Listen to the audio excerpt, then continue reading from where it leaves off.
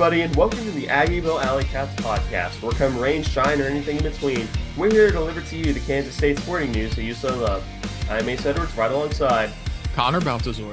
And today we are joined by a very special guest. If you follow us on Twitter, you've undoubtedly seen him. And if you're in popular K-State Twitter spheres at all, you've also probably seen him. And if you've attended the Bosco's Boys live shows, you know him as Rodeo Cat, but we just know him as good friend of the show, Ethan Brown. How are you doing today? I'm doing well, Ace. It's a pleasure to be here. Pleasure to be inducted into the Aggieville Alley frat. I love that. Expeditious. How long did you think of that one? I thought of it like 4 weeks ago. This has been a month in the works. The Aggieville Alley frat. I mean, that makes sense because like 90% of our listener base is male. So, Hey, shout out to the women out there. Yeah, shout out to the I think roughly 8% women listener base. That's improvement, Shout out to them. But we're going to actually just start off by talking to Ethan, and then, of course, we'll go through Catsketball recruiting. A lot of very unfortunate news for women's non-rev sports, pretty much up and down the entire board. Real shame. Yeah, real shame. Then we'll talk a little bit about football news, and then finally the wacky segment of the week, which is Ethan's favorite part of the show. Oh, yeah. But first off, Ethan, you already said you're doing well, but how did you, I suppose the first question is the most important one. How did you get into K-State athletics, and how did you become a fan? All right. So my favorite K-State memory and how I got into into athletics was my parents both attended here. They're both alumni. Sorry, and it was really going to Pizza Shuttle with my dad after football games. I saw a sign that said ethanol, and I thought it was pronounced ethanol, and that's when I knew that K-State was the place for me because they were making signs about me. Wow. That is like the most wildly specific thing that I've ever heard for becoming a K-State fan, and I love that. Yeah, that's really cool. So what is your... Wait, no, go ahead. Oh, no, I was just going to ask, what's your favorite sport that either we cover? What's your favorite sport to watch here? Bro, I'm the Rodeo Cat. Got to shout out the rodeo team. They aren't like recognized as much as they should be, but they're definitely my favorite. Second favorite though has to be women's Catsketball. Just midi gang for life. I've actually been to a K-State rodeo. I went there exactly once. It was exactly what you think a K-State rodeo is like. It's not any different from what you would think. Weber Hall's got it going on. Absolutely does. It also has the meat sale on Fridays. Got some awesome meat down there. But thank you again for joining the show today. While we go through all of these news, of course, we have a third voice bringing takes to us, which means we're going to open the show talking a little bit about Catsketball recruiting. And we're going to actually kind of work backwards here, because the first person that we're going to talk about of the two new commits is Anthony Thomas from Tallahassee Community College.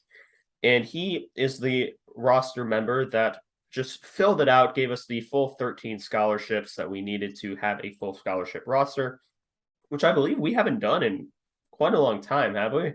It's been a while because Bruce Weber always seemed to keep a scholarship available. It seems like for unknown reasons, perhaps state secrets. But he never really he'd always just keep one open. I think he might have used it for a mid-season late edition one time, and he was like, see, and we were like, okay, that didn't really do anything, but all right. Yeah, we have a full 13. And what do you have on Anthony Thomas, Connor? And then of course, Ethan, you can give your thoughts afterwards as well. Well, he's a 6'7" guard. And I really like him. He's kind of an unconventional guard because he's height-wise and lengthwise, he's pretty much a forward. But I think that his game more translates to a slashing 3 guard. He has incredibly long arms, is very tall and pretty athletic. Um, and he's a really interesting wing player just because of his ability to get to the basket. He does have outside shooting ability, although I don't think anybody would call it like the strength or apex of his game or anything. But he shows a really great ability to get to the rim. Having those incredibly long arms really helps. This is like Jerome Tang's dream player, I feel like, where he's just like tall, long, athletic, and like is able to get to the rim really well. But he's like still like this guy is like kind of like a cross, I'd say, between someone like Naquan Tomlin and trying to think of like a wing player that like would suffice. I honestly I'm not 100% sure. Like he's kind of close to Naquan Tomlin, except Naquan's more of a post player just because he's a little bigger. But yeah, Thomas has a lot of weight to put on. He's very skinny right now. I don't imagine we see a ton of him this year, which kind of seems to be the consensus. But he will play. However, having a guy like Anthony Thomas as like your 10th or 11th guy, that means that your team is really good. Or I shouldn't say really good. They're at the very least good. We're looking at a tournament team probably when you see a guy like Anthony Thomas that far buried, because he probably would have gotten significant minutes on last year's roster. Oh yeah, no, he absolutely would have gotten significant minutes last year. What do you have on him, Ethan? Well, I just like to point out that this isn't the first time he's played D1 basketball. He was in the UT Martin system. I think it'll be good for him to be back in a D1 weight room. And when it comes to like bench guys, I always like to think that like, if I saw them at the rec, they could still cook me for about 40 points. So, the talent's there. Connor mentioned it, long arms. Longer arms mean better hugs. So, seems like a good player. That's All an Big 12 innate hugger, Anthony basketball Thomas. ability. All Big 12 hugger, all Big 12 bench guy. And I like that you mentioned he played D1 already as well, because that is something worth mentioning, that he did Yeah. play 2020, 2021, I believe. Yeah. With UT Martin, as you said, he averaged as a true freshman like 9 points a game, a handful of rebounds. Like 9 points a game as a true freshman at any level is nothing to sniff at. So that's fairly impressive. How So many rebounds did you say he had? handful. I don't remember off the top of my head, but Well, he that's still more than we had against KU and Bramlage. So that is true. That was one of the most frustrating like occurrences in my whole life, was watching us attempt to rebound in that second half. So, but if there's anything this team's going to be good at, I feel like it's going to be rebounding, because this team is filled with athletic dudes with long arms that can go up and like grab a basketball. So Yeah. if this team can't rebound, then I truly think that we should just give up on rebounding at Kansas State and just like literally just like throw up one shot and everybody just run back. Yeah. I'd blame it on sea level, honestly. Facts. Yeah, I pretty much agree with everything y'all said. Y'all pretty well covered it. So now we can talk about the, no disrespect to Anthony Thomas, but he's not the real prize here. That without a doubt belongs to Keontae Johnson, the guy that we've been covering since like mid-June, saying that if he comes to K-State, no, pun intended, he would be the key to our future success. And we've talked about it for so long that if he makes the team, like if he comes to K-State, we'll talk about that at the end of this. But Keontae Johnson joins the team, and he was a former All-SEC player from Florida. And he was by far one of the most sought-after pieces in the portal, especially by teams that medically cleared him. This was a recruitment that quite literally lasted down to the wire. I think he committed on Saturday before classes started. So Yeah, he was really like taking it down to the final moments, I feel like, to make this commitment. But did you have anything else that you want to like introduce on him? the only thing I wanted to introduce is the reason why I say he was medically cleared was because in 2020, I believe it was, he collapsed on the floor against Florida State, and it was a heart condition. It is worth noting that Jerome Tang has both assured he is medically cleared and also has experience coaching players who have had medical conditions in the past. So I feel it was necessary to explain why he was in the portal, but he's such an amazing player. But I'll leave it to you two, starting with Connor, to discuss what is exactly in KJ's game. Yeah. You put it pretty well. Keontae Johnson is a phenomenal player. He's going to be, in all likelihood, the best player on the team this upcoming season, unless somebody just comes out of absolutely nowhere. Um, he collapsed early in the 2020-2021 season, I believe. It was 4 games, and it was partway through the 4th game. But he was coming off a 2019-2020 season where he averaged 14 points a game, 7 rebounds a game, 1.6 assists per game as kind of a shooting guard, small forward type. He's 6'5", 220-ish. He shot 54% from the field, including 38% from 3 in that sophomore season, that's the last time that we have like really a solid sample size on him. But I mean, he's incredibly athletic. Probably the most athletic player K-State's had in years. Xavier Sneed, I think, is probably the next closest. Yeah. But phenomenally athletic, incredibly efficient player. Back in 2019-2020, his best season, his advanced stats actually increased in conference play compared to non-con. So he got better as he went. At one point, he had an offensive rating of, I think, like almost 125, which is phenomenal, putting him among the best in the country. He's going to come in and he's going to ball out, honestly. I think is a fair prediction. He should be somebody that's going to be good for double figures and at least like 6 or 7 rebounds every night. I'm hoping because he can just do so much. He's incredible at getting to the rim because he's both strong and also crafty. He does have a really nice outside shot as well. He's solid at the free throw line. He's a really physical player, plays great defense, and also rebounds well. He's a complete package. The only thing is his heart issue, which he's been cleared by most medical staffs, with the exception of Florida's. And so I'm really looking forward to seeing what Keontae can do. We mentioned this a little bit in our it's 2 episodes ago now. Yeah. Where we talked about how he raises this team from a kind of bubble-ish team. So this is probably an NCAA tournament team if they reach their full potential, or close to it, I should say. Then a team with Keontae Johnson on it. I would expect 20 wins from this team, which is a tall task given the Big 12 and just how competitive it is year in, year out. But I think that they might be up to it. What do you have on Keontae, Ethan? What are your thoughts on him? Well, first of all, stand up recruiting staff. They gotta stand up, represent. They pulled a rabbit out of their hat on that one. So I was just like, it was purely magical that we were able to pull off this recruitment. And by we, I mean the Doomtang clan. It just to steal one of your phrases there. The check's in the mail for you using that, by the way. Yeah, go check out the merch store, Aggieville Alleycats. Check's in the mail for that one too.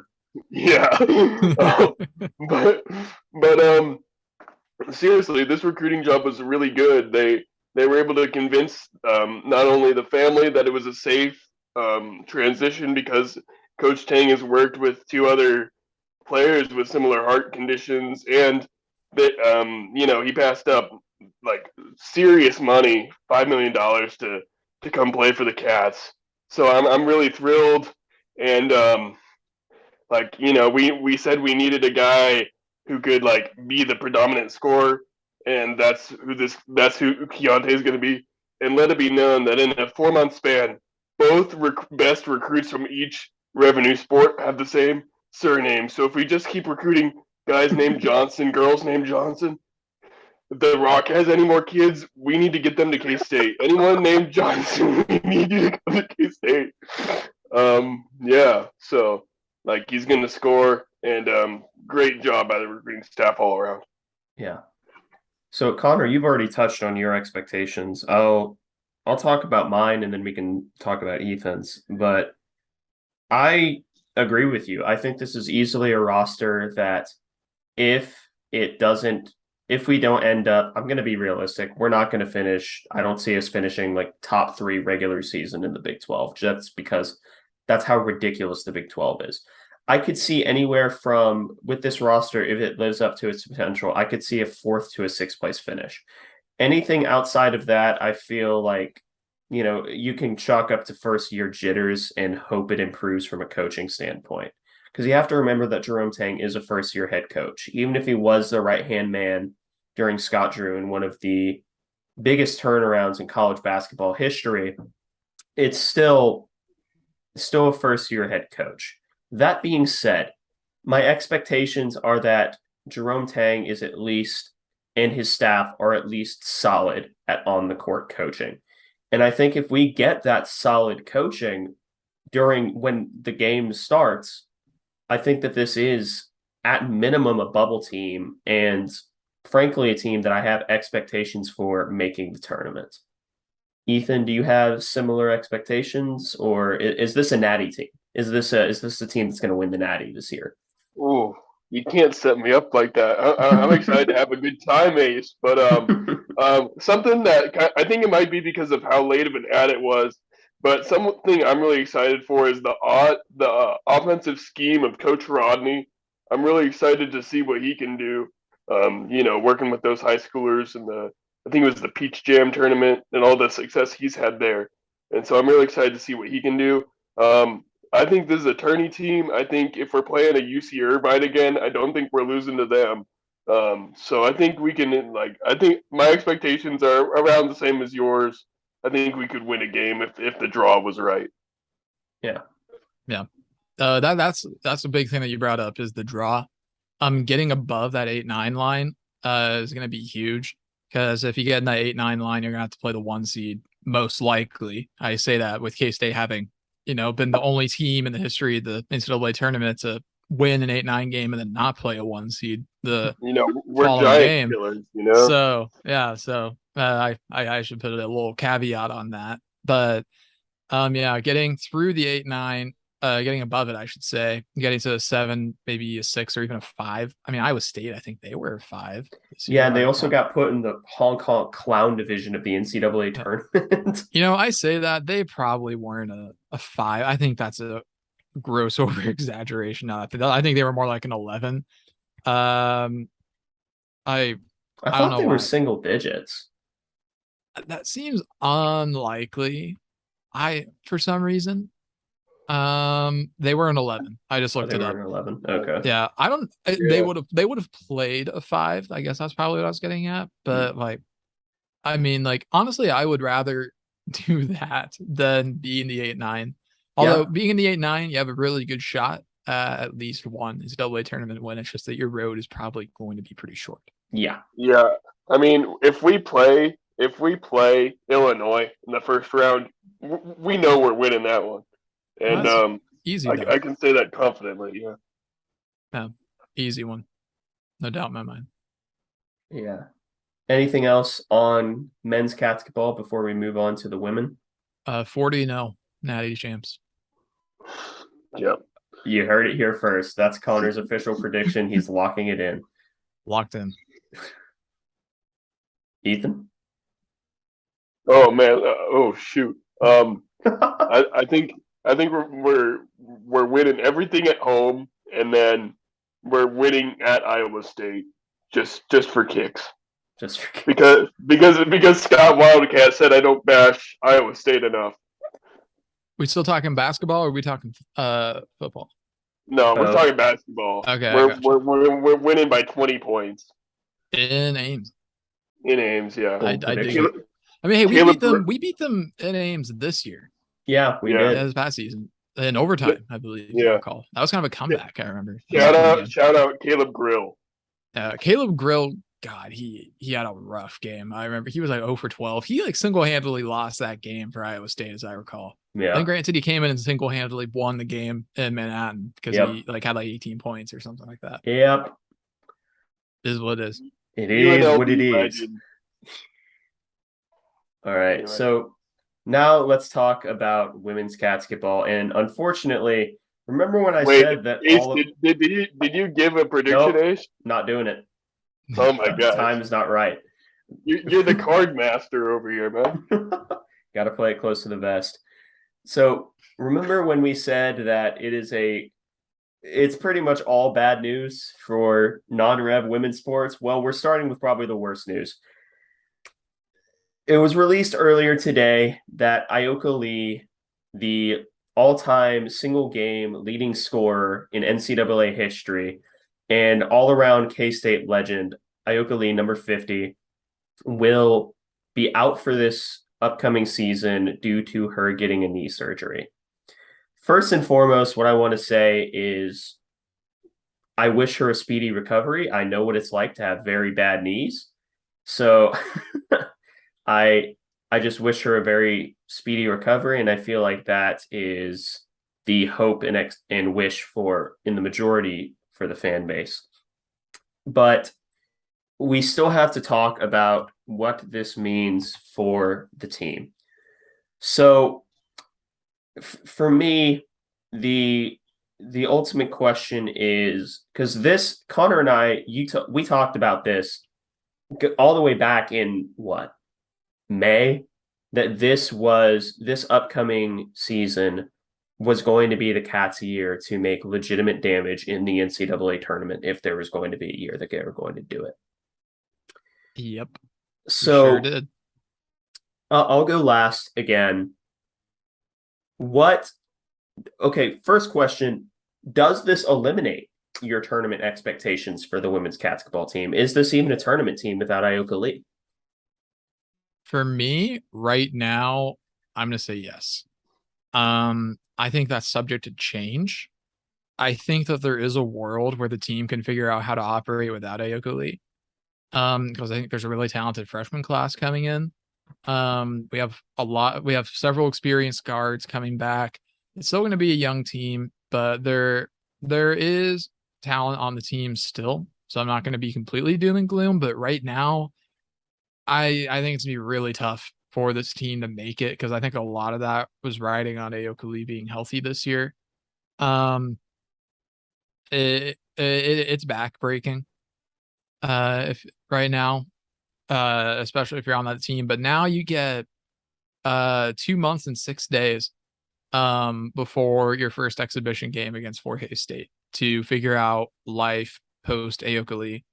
I mean, there's still going to be young players like Serena Sundell, freshman Eliza Maupin, and others to come in and pick up some of the slack.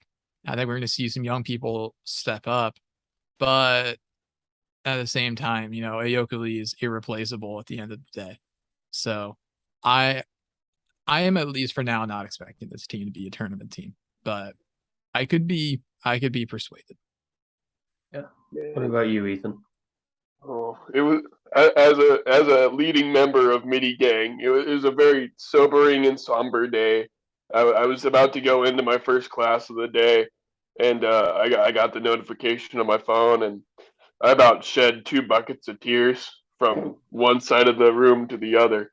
And man, I really don't. I'd give my surgically repaired knee for Ioka Lee right now. You wouldn't know what I'd do. But well, actually, you would. I just told you. But yeah, I'm with Connor. I don't think that I could be again. I could be persuaded. A big member of Midi Gang. Shout out Mama Midi. She liked one of my tweets one time. And sorry, I know this is very sad. I'm just trying to make light of a sad situation. Serena Sundell's gonna ball out. The Twins are gonna ball out this year, but not enough for a tournament bid right now. Yeah, that's kind of where I'm at. I'm not as doomer as a lot of people on Twitter are about it. I still think that this is probably a team that is on the bubble. The team is so young, and at least right now, our main big that has experience is Taylor Lauterbach, and no offense to Taylor Lauterbach, but she's not Ioka Lee. Granted, no one is Ioka Lee, but if this team is to make the tournament, it's going to be off the back of freshmen like Terrence Sides, Eliza Maupin, and it's going to take another. We're going to have to be a shooting team. We're not going to be the dominant force in the paint. We're going to have to be the team that makes shots with consistency outside of the key. And we couldn't do that last year. There's no sugarcoating it. We were terrible. Like, we could not make a shot last year if especially it wasn't down the stretch. Yeah, especially down the stretch and especially at away games. We could not make a shot. Yeah. So it's not going to be the year this year to make damage in the tournament. No. The upside is Ayoka Lee has already announced that she's going to be coming back next year. And what a warrior. What a warrior.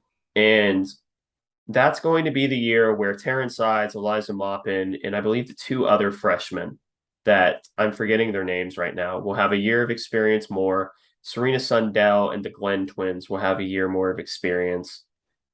So maybe it just gets moved from this year to next. But yeah, this year, buckle up because it might be a tough one. Yeah. There's still, I will say, if we want to put a positive spin on the team for this year, you look around and there is, we've got a good backcourt here with Serena Sundell, the Glenn twins, and also some talented freshmen. Gabby Gregory transfer in from totally. Then Heavenly Greer might hopefully be out of the NCAA shadow realm. We'll see. I hope she can play because we need that inside presence. Eliza Maupin, if she is what we think she can be, she's going to be special. I think this team is going to be kind of like last year's, honestly, but just not quite as good. Where they're a fun team and they have some really fun games, but they're just going to be so young. They are going to make some mistakes. I mean, you still have senior leader, Emily Everett. But other than that, most everybody is pretty young. I mean, you have grad transfer Sarah Shimatsi. But beyond that, this is a very, very young team. But like you said, Ace, I'm glad you brought it up. That makes the following season after this one a very, very intriguing season because you get a year of experience under the belt of these freshmen, another year for Sundell and the Glenn twins, and then bring Ayoka Lee back without her robotic leg brace thing. She's been wearing like since the dawn of time, hopefully, after getting a full year to recover. We're getting an angry Ayoka Lee. Just imagine that. And you get Ayoka Lee, who seemingly is an incredibly calm and measured person who all of a sudden like probably has a vendetta like to get back on the floor. Against all these. So you get Ayoka Lee like a more emotional maybe. But Ayoka Lee, the knee assassin. But that makes 23-24 a very intriguing season for the future of women's basketball. But I think that there's going to be something to watch this year. I don't think they're going to be the worst team in the Big 12. No. I think that this takes them from a potential top 3 candidate in the Big 12, pushing, not saying they were going to do that. I'm saying they're pushing for it. To they're going to be probably bottom 3rd team, but I think this is probably going to be a team that also finishes strong. But they're going to have some frustrating games in between where they maybe lose to a team that they should have beat. But there's also going to be a lot of raw talent on this team. People like Eliza Maupin. I think Eliza Maupin, based off the little amount of film that we've been able to watch, which I wish that there was more film that we could watch on these recruits because we're just not able to properly evaluate them with what we have available. But what we've seen on Eliza Maupin's the truth. Like, she's going to be really good. Like, the way that she is able to move and get to the paint at 6'3" is phenomenal. So I have a random anecdote, but Taryn Sides and I have a really weird connection because I was in an accounting class with her brother Ty, and then he came into my I was his lead 212 coach back in the day last year, and then I made her oldest brother in NCAA 10 for the whatever Florida Dolphins team. He was Jacksonville Dolphins. So random, yeah. Go Wildcats. There you go. Go Cats. You know what? Go Cats. Go Cats. Yeah, that's the unfortunate downer on women's Catsketball news. Now we can do the recap for women's soccer, including one game that's currently ongoing. But before we get to that, we played a game last week against Northern Colorado where it ended up as a 1-1 tie. Connor, what do you have on it? Well, this should have been a win for K-State. I watched this game and we played better than Northern Colorado for 80 minutes of this game, but we were only able to find the back of the net just the one time, especially the first half. That was a pretty dominant showing for K-State.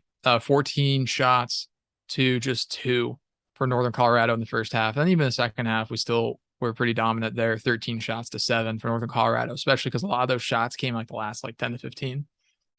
But 27 shots and 12 on goal over the game for K-State, 9 for Northern Colorado, 3 on target for them.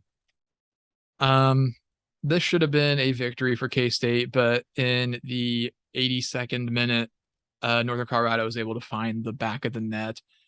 K-State had plenty of opportunities, a lot of near misses that probably should have gone in, but just weren't quite able to sneak in the goal. But again, that's how soccer goes. Sometimes, you play better than the other team for most of the game, and you're just not able to find the back of the net. Football even goes that way too. You lose games or don't play well to maybe Connor, team you should. that's the same sport, Connor. Football, soccer. You know what? What You're are you right, talking Ethan. about?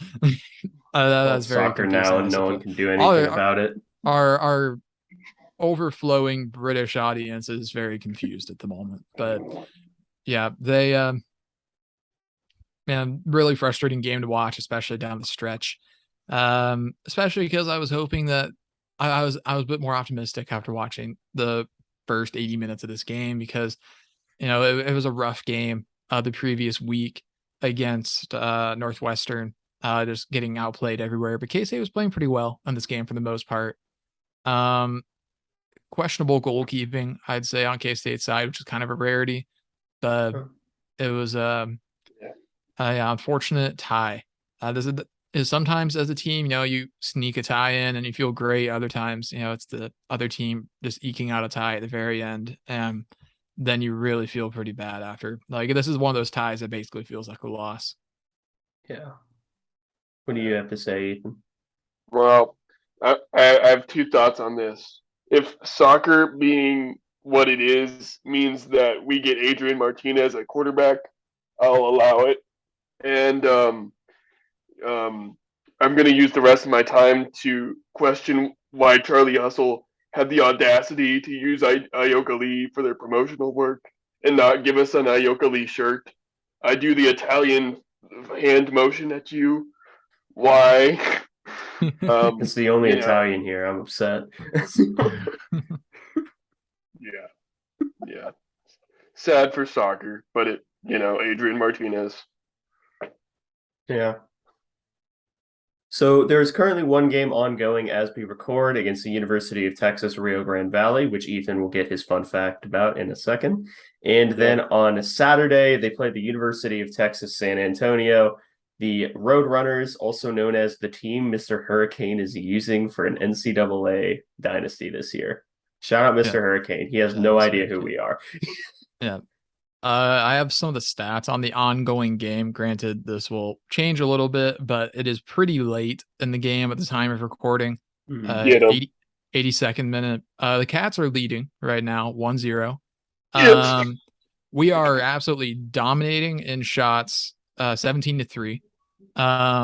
6 shots on goal for us, 2 for UTRGV, 9 corners to UTRGV's 2. Per usual, we are fouling more than the other team. But just entered the 83rd minute. We had 8 shots in the first half, and we've had 9 so far in the second half. So hopefully they're able to hold on down the stretch here. We will see. I could totally jinx that. Knock on wood. But Hopefully they can hold on for about 7.5 minutes from where we're at in this episode. So we probably should have the final score by the end of the episode at least. So, we should be able to update that. So you get some real time information. Live updates from the Aggieville Alleycats. Ethan, now's your time to shine, buddy. What's your fun fact? All right. Well, we weren't winning the last time that we talked about this, so I'm glad we're winning now. This is great news. But Rio Grande Valley, also known as the Vaqueros, um, you might not know this, but they had an NAIA tennis dynasty in the 1960s, winning the 1961 to 65 tennis championships in NAIA. So the more you know. The more you know, indeed. What the heck? What? Sometimes I think Scott is right. Scott Wildcat is right when he says that we are just a hive mind being. Yeah. This is not the first time I've been the part of a hive mind. Yeah. Explain. No. So next up is we'll have the update by the end of the episode for how the soccer game goes. But the next up is volleyball, which, is volleyball. They had their exhibition game last week. And before we talk about the exhibition results, they play in the K-State Invitational Tournament this weekend. So if you're not doing anything, come out and support the Cats as well as all of the other teams that are playing. But in terms of what the volleyball team has already done, they played Wayne State last week in an exhibition game, and it took them 5 sets. It's first to 3 wins. That's not how you want to start your season. Not against Wayne State. That's a bit of a toughie. No. You still won, so there's that. But yeah, it's not what you like to see. It was I was unfortunately not able to watch this game. But so I can go through the attack list at least, like then the stats and stuff, which is in a PDF. Hitting percentage was higher than Wayne State's at least. I'm not super well versed in volleyball, and volleyball is a pretty difficult sport to understand like fully if you haven't played it, which I have not played it at all with the exception of beach volleyball, which simply does not count. And but you're really good at it. I've seen you play. Oh, well, I am flattered. Thank you, Ethan. I appreciate that. But looking here, Aaliyah Carter did not lead the team in attack attempts. Granted, it was only by 4, but she was hitting well at a 0.245% attack success rate with 53 attacks, 18 kills, and 5 errors. Also 2 service errors, and then 4 blocks as well. Then on the team, leading K-State was transfer from, I believe, St. Mary's out in the WAC, Elena Baca, 57 attack attempts with 17 kills, 9 errors, 0.14 attack percentage, 4 assists, 15 digs as well. Going on, looking for other relevant statistics. Ava LeGrand, the true freshman high school All-American Ava LeGrand, had 7 attack attempts, 2 kills, and 34 assists. So solid debut for the true freshman. Other than that, Katie Fernholz, 26 attempts, 8 kills for a 0.231 percentage. And Sydney Bolding had 26 attack attempts, 12 kills, 3 errors for a 0.346 hitting percentage. So best on the team there, with the exception of Lauren Hinkle, who had 1 attack attempt and it worked. I don't think that's fair to count that, because you're batting 1,000 there on 1 attempt. 23 assists there as well for Lauren Hinkle. Then Mackenzie Morris had 33 digs as the libero, which I kind of understand what that position is. The way it has been explained to me is a loophole for short people to play volleyball. But they also wear a different shirt. They do. They do. I'd always wondered that, and I was told that recently, and I was like, that kind of makes sense. It's a little weird they have to wear a different shirt, but I guess it's like so that way they don't like move around and stuff like that. But yeah, it's interesting, if nothing else. There's a lot of weird, I shouldn't say weird. There's a lot of strange, unusual intricacies about volleyball that you just kind of have to pick up as you go. Right. Yeah. Well, yeah. Any thoughts on this, Ethan, beyond like the stats or anything? Well, yeah, I really pulled for Mackenzie, another person that I met through Lead 212 coaching. Great gal. But every other volleyball person that I've met has broken my heart. So I refuse to learn the game. All right. So yeah, like I said, in terms of the future for volleyball, they play in the K-State Invitational this weekend.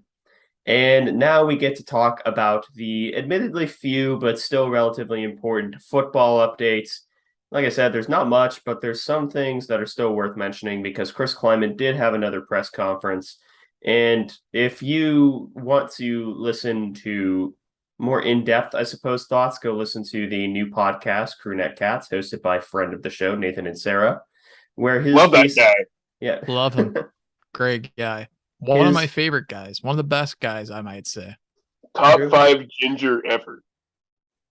Man who demanded to be on episode 69 for no particular reason.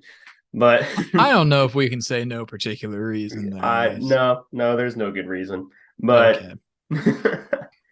Basically his thesis was Kleiman does a lot of coach speak and uses it to push other people. But that said, there are 4 things in particular. If I was smart, I would have done 3, so we each get 1. But I'll take the first thing, and that is actually no, I'll take the first thing. Connor, you take the second because I feel like not because you would be the person to gloat, but because someone needs to call me on it. But the first thing that comes to mind that he mentioned is that DJ Giddens is actually going to be RB2 and will get the lion's share of those snaps. So the way I took this is probably it's similar to the Joe Irvin, Jacardier Wright situation last year. Now, I know some of you may not be too optimistic when you hear that, but I think it's going to be more truly 2A, 2B, where Giddens is 2A because he has more knowledge of the playbook. Not necessarily because, well, he is faster. That's almost certain. Because Frias is many things. Fast is not necessarily one of them, even if he is in that 20-mile-per-hour club. He's the incredible bulk. Yeah, that is true. He is an absolute workout warrior. But, yeah, so DJ Giddens will be getting the lion's share of RB2 reps. So if he's half as good as the coaching staff has made him up to be, we may well have the best running back room in the Big 12. Yeah, I like that. I was very happy to hear that DJ Giddens ended up as RB2. Giddens is a guy that we've heard a lot about over the last couple of years, so I wasn't expecting him to so decisively be named RB2 this early. I don't think many people were. I think we were expecting more of a running back by committee for running backs not named Deuce Vaughn. Yeah. With Anthony Frias, DJ Giddens, and company. But no, DJ Giddens is just outwardly RB2. We'll still see Frias, I imagine, but it's encouraging that Giddens was able to win the job like this. I'm looking forward to seeing him on the field because everything points to him being an excellent athlete. So I don't know, anything else to add on our dear friend, Mr. Giddens, Ethan? Well, I have a stable of what I call my boys on the football team, and Giddens is one of them. He's my boy for the season. He's gonna do big things, big things. Hopefully that bodes better for your boys than the Mitch Fortner, my guy, every year. Was that Mitch Fortner or John Kurtz? No, it's John Kurtz. It's the Kurtz curse. That's right. The Kurtz curse. That's a shame. I'd say that could have happened to anybody, but it actually could not have. That's very specific. Connor, you read my mind. I think I'm joining the hive brain, honestly. You are welcome to join. Welcome to join the hive mind. There's always room for more in our little collective, our mental collective that we have. I was really gonna say it couldn't have happened to anyone. So yeah, That's a shame. It's a shame. Could happen to anybody. That I feel like that's become like the catchphrase of the podcast is that's a shame it could have happened to anybody. I'll But allow it.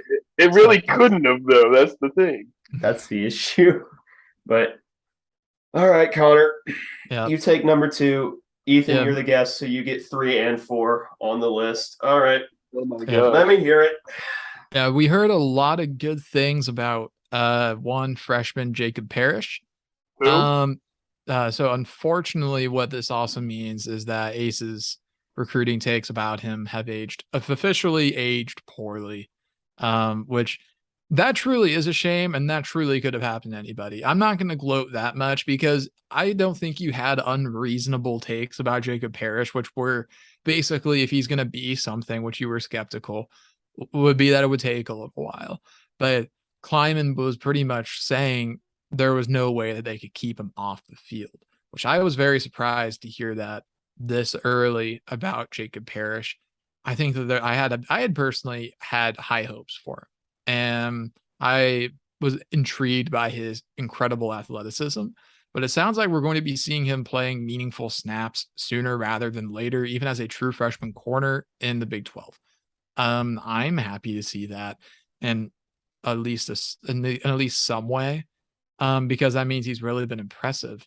Because there's guys that have been on the roster longer that maybe would have had a better claim to playing time than him, but he's been having a great fall camp, whatever camp you want to call it. But I don't know, Ethan, what do you got to add about Jacob Parrish? First of all, just I feel for my man Ace out there having to hit himself with the surrender cobra. I see you. I acknowledge you. You're gonna mention the Orlando one too to rev it real.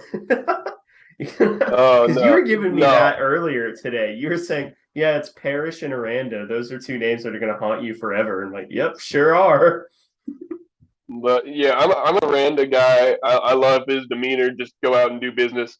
But I like how we're getting pleasant surprises with everything that we're talking about today. Giddens arriving early, Parrish arriving early, even if it means that Ace has to lie in his bed for this one, just this once. Ace, do you want to address the Alleycats, not the Aggiecats? The Aggiecats, new name. It is time for Ace to address the Alley Frat on this. The Alley Frat. We have the official score of the soccer game, by the way. It's a 1-0 victory in favor of K-State. But so I'll be the first to admit I'll hold the L on the Jacob Parrish take. If you go back and listen to the recruiting rankings episode, I was very skeptical that Jacob Parrish was going to be anything but a return specialist. I really didn't know what position he was going to play because I kept hearing corner, and I'm just like, I don't see him as a corner. Lo and behold, here I am, proving once again why I am not a Division I football coach. I'm just a guy on the internet with a podcast. For reference, I had him as 9th out of 15 in my recruiting class rankings. Ace, you had him as 14th out of 15. Yeah, because I remember Sterling got last and Parrish was 14th. Mm-hmm.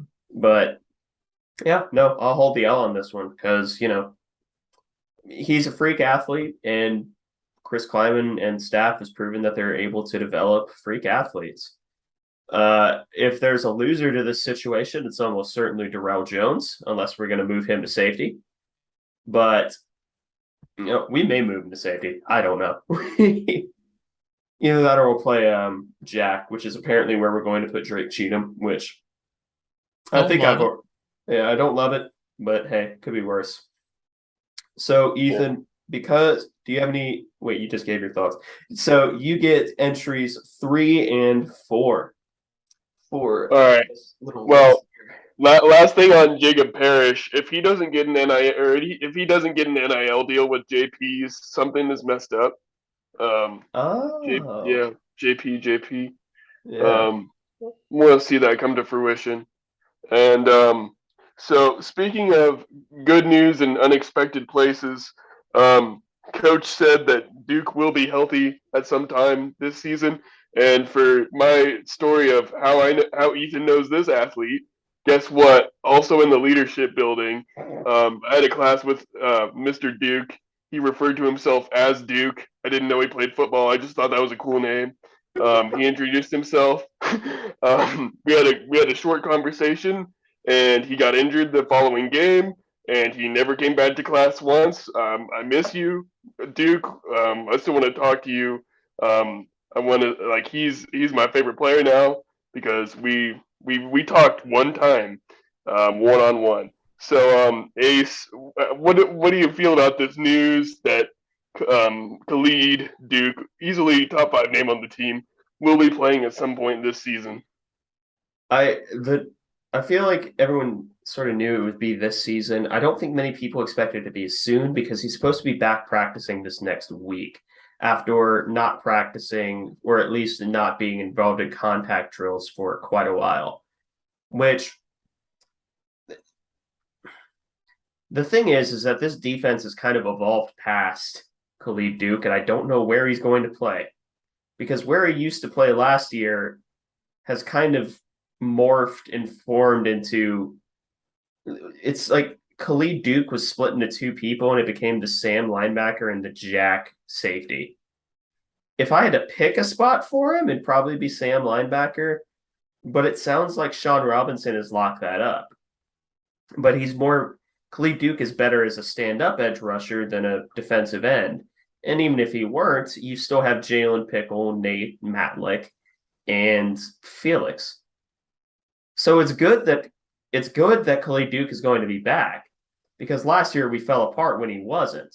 But I'll be interested to see if it turns into a 1A, 1B scenario with him and Sean Robinson at Sam, or if that's even where he's playing. But it's good to hear that he'll be healthy and finally back practicing. What do you think about that, Connor? Yeah, I totally agree. Ethan, on you never getting to see him again. That's a shame. It could happen to anybody. But I'm happy to hear that he's going to be back. It took a little longer than I anticipated, I think. Yeah. I think ideally it would have been back for around the beginning of fall camp. So I'd imagine we probably don't see a ton of him early this year. Just because if it's been that long since he's practiced and he's only just getting back in, we might see him for maybe a few snaps in this first game. But I'd imagine that he's on a pitch count. Like he might get a handful of situational pass rushes, but it'll probably be a while before we see him at full strength, unfortunately. But it's going to be kind of all right because, I mean, you still have Felix, you still have Nate, you still have Jalen Pickle, you still have Eli Huggins, guys like Uso Sayamalo, Damian Ololio, and then Brendan Mott, who his name's been kind of circulating a little bit recently as well. Yeah. So it's good that he's going to be healthy. I'm happy about. I mean, there's no reason not to be happy about it. I mean, he's healthy now and he's good. So, but I'm looking forward to seeing him back on the field whenever that may be.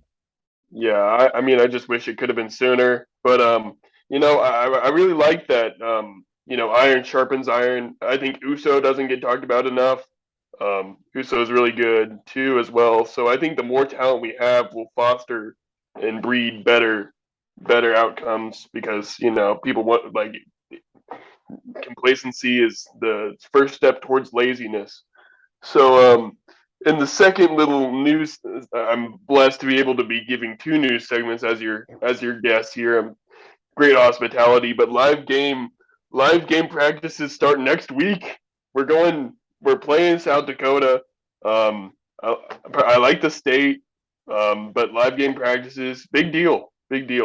So I love the state of South Dakota, but I don't want their football team to win. Sorry, Ace. Yeah. What is the relevance of this? Yeah, It's just more a general get excited because football season's almost here.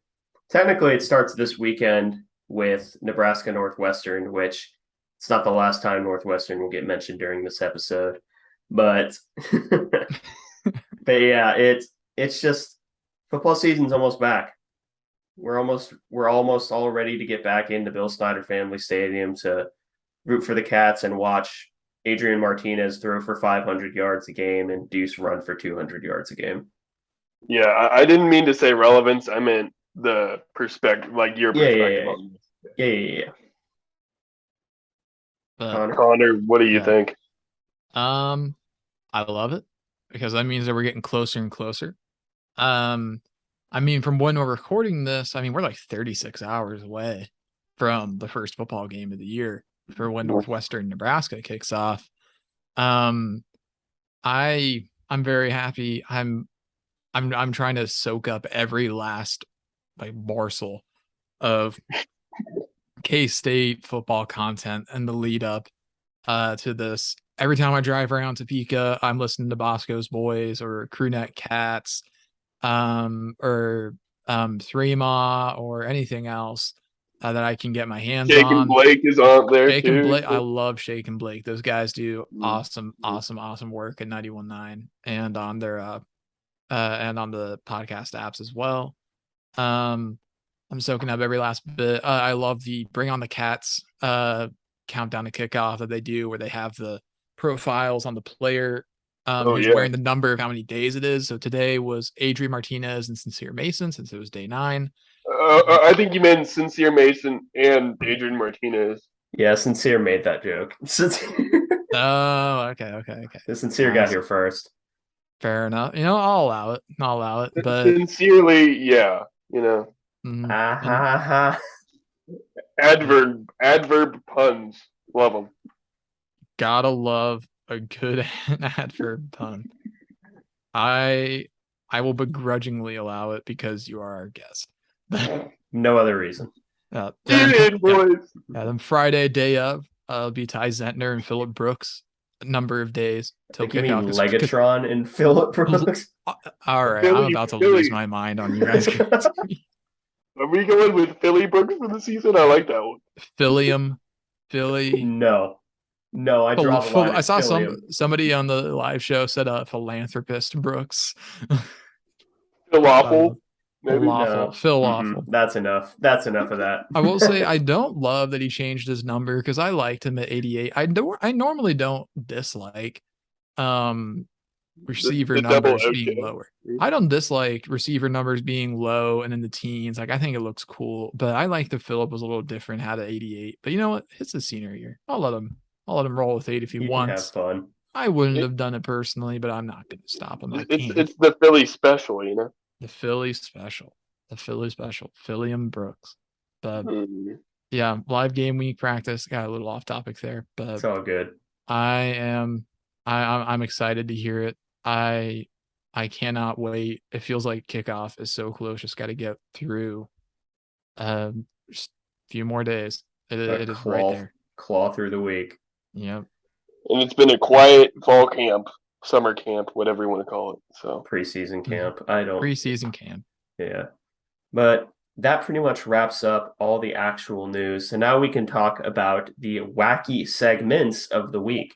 Yes. And the first one is the wacky news segment of the week. And while it was remarkably tempting to put the name change of the South Carolina mascot, if you're curious, look it up. But it was extraordinarily tempting to have that be the case. But the actual wacky news segment of the week is, Fox Sports with their graphics team haven't had the greatest starts to years. Because last year, they had Rock Chalk during the K-State Stanford game on the television. And this year, they made another Kansas State-related mistake in that for the Nebraska Northwestern game, unfortunately, they have pegged the wrong Willie Wildcat for their promotional materials on the internet.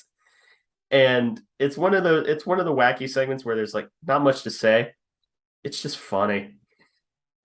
Yeah. I saw that. I didn't see it for a while after it happened. So I was very confused when I saw it. I'm wondering, like, I don't know, I guess to us it's obvious that like how could you possibly get that wrong? But at the same time, I get it. It's a purple Wildcat. Like, you can't. It's fair to like look up like purple Wildcat mascot on like Google Images. It's a purple Wildcat named Willie from the Midwest. Like, I get it. It's frustrating. It hurts, but I didn't get too upset. I thought it was funny. Yeah, I think it's funny. I thought it was funny that they left it for a while, like no one noticed for a bit. But it's also just kind of a weird looking graphic, anyways. Yeah, Like even without like the having the wrong Willie only adds to the effect. I feel like of it just being kind of a strange graphic in the first place. yeah. I honestly thought that I thought it was an old post from Out of Context College Football when I first saw it. Awesome account, by the way. Great But account. Ethan, do you have any thoughts about the wrong Willie Wildcat getting pointed at?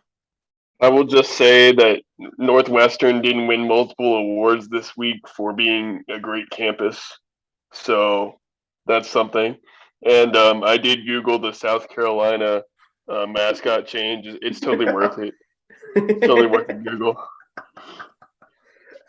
And now Connor's going to Google it. So, Connor, while you're looking that up, we get to go to the wacky segment of the week for questions. And the question is, we've had something somewhat similar to this before, but we're going to slightly change it up. In a battle to the death, which Big 12 mascot would come out on top? Now, let's set a couple of ground rules.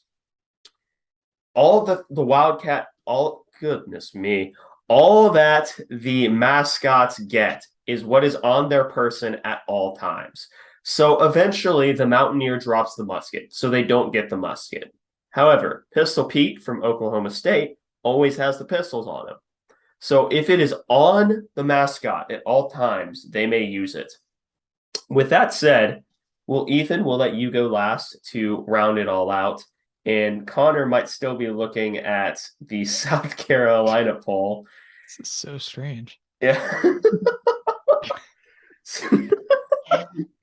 So I'll go ahead and give my pick. And as much as I really want to go with Willie Wildcat, because part of me does believe that he is genuinely bulletproof, I almost have to go with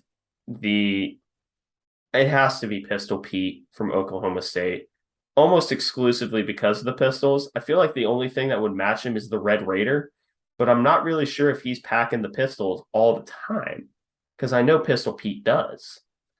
It might just end up being a shootout between those two, and everyone else is just kind of gone. Yeah, Jayhawks finished last always.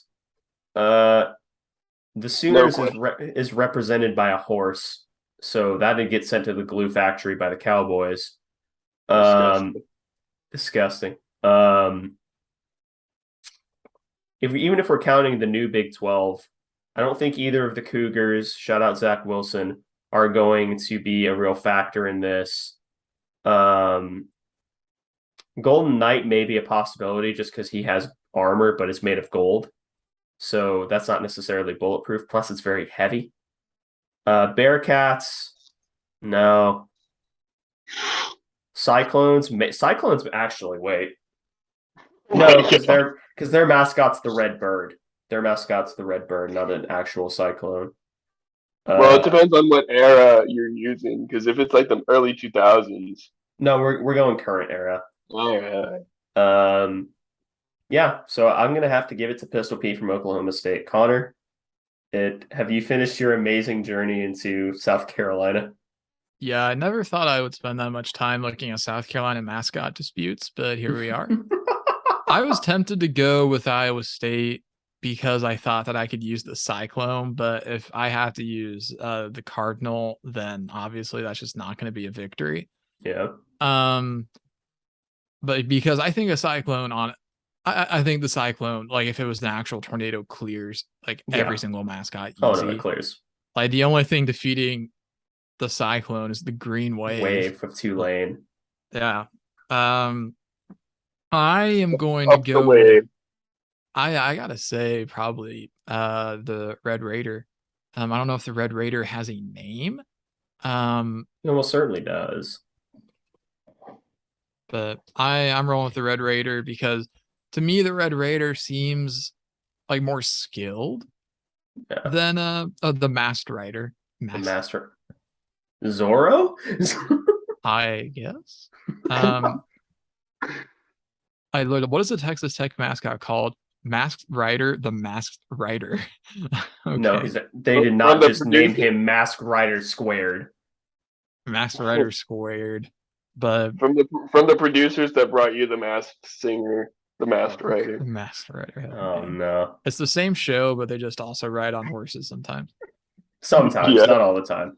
No, yeah, it's like a rare occurrence. They can only get they only have the budget for horses so often. But yeah, I'm rolling with the Masked Rider here because I don't know, it feels like they have more dexterity than Pistol Pete to me.